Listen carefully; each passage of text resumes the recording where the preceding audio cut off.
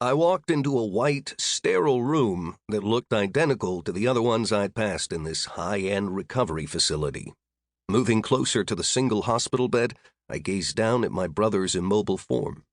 Gideon looked frail and thin, skin pale. His eyes, sunken and larger than they should have been, stared vacantly at the ceiling. "Giddy?" I asked softly, putting my hand on the top of his head, ruffling his hair slightly. His empty eyes didn't seem to register the touch. I moved my gaze to the nurse who led me inside, feelings of turmoil and cold anger bubbling up to the surface. "How long has he been like this?" The woman gulped nervously as her eyes met mine. I berated myself internally. I'd inadvertently used my commanding officer voice, which was only slightly better than my questioning a prisoner one. That wasn't good. The nervous woman had done nothing wrong. She was the kind of person my line of work was supposed to protect.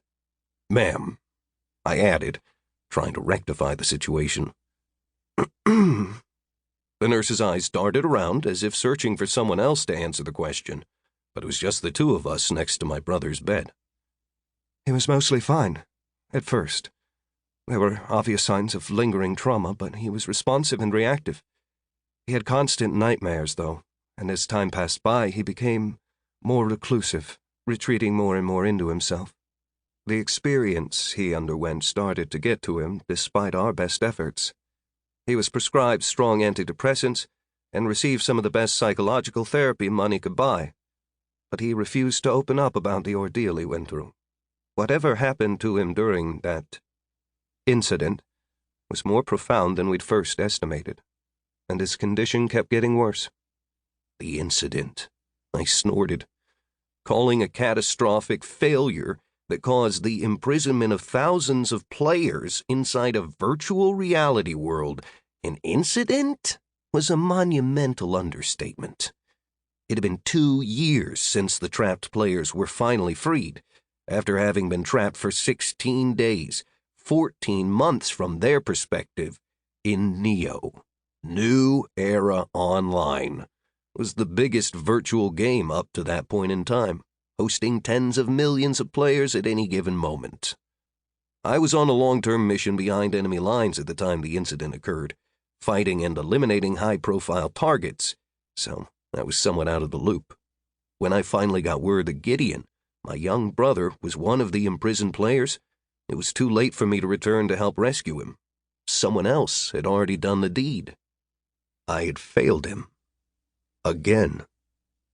My eyes narrowed as the memories of the last time it happened came rushing back at me. "John!" I could hear my brother's steps outside in the corridor of our parents' house, the hurried pace indicating he was heading toward my room. And sure enough, he barged in without knocking. "I'm kind of busy training, you little rascal," I said.